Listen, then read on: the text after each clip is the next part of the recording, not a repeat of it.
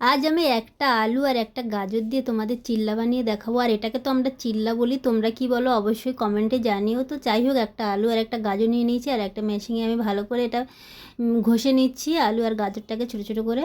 তো ভালো করে ঘষানো হয়ে গেছে। আমি এবারে একটা গামলার মধ্যে নিয়ে নিয়েছি আলু আর ঘষা গাজরটা, আর নিয়ে নিচ্ছি একটু সুজি আর একটু বেসন, অল্প করে বেসনটা দিলে চিল্লাটা ভালো ওঠে। আর সুজির ভাগটা একটু বেশি দিতে হবে, দিয়ে ভালো করে আমি মাখিয়ে নিচ্ছি। আর দিয়ে দিচ্ছি হলুদ গুঁড়ো পরিমাণ মতো, লঙ্কা গুঁড়ো, জিরের গুঁড়ো, আর দিয়ে দিচ্ছি লঙ্কার গুঁড়ো, আর দিয়েছিলাম একটু গরম মশলা গুঁড়ো ভালো টেস্ট হওয়ার জন্য।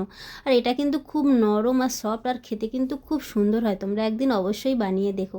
তো প্রথমে চিল্লার ব্যাটারটা আমি ভালো করে গুলে নিচ্ছি। আর এটা কিন্তু বেশি পাতলা হওয়া যাবে না, আর বেশি গাঢ়ও হলে হবে না। তো ভালো করে গুলে নিয়ে তাওয়ার মধ্যে হালকা তেল ব্রাশ করে আমি চিল্লাটা ভালো করে ঘষে দিয়েছি। তো দিয়ে এপিট ওপিট ভালো করে উল্টে নিয়ে রেডি আমার চিল্লা। তো বন্ধুরা, তোমাদের কেমন লাগলো চিল্লা অবশ্যই কমেন্টে জানিও। আর এটার নাম তোমরা কী দিয়েছো অবশ্যই কমেন্টে জানিও। আর আমার এই চিল্লাটা তোমাদের ভালো লাগলে অবশ্যই একটা লাইক করে দিও। আর এটা আমি আজকে ভেজ ডাল বানিয়েছিলাম, তো ডালের সাথে খাচ্ছি। তোমরা যে কোনো সবজির সাথে খেতে পারো। তো সবাই ভালো থেকো।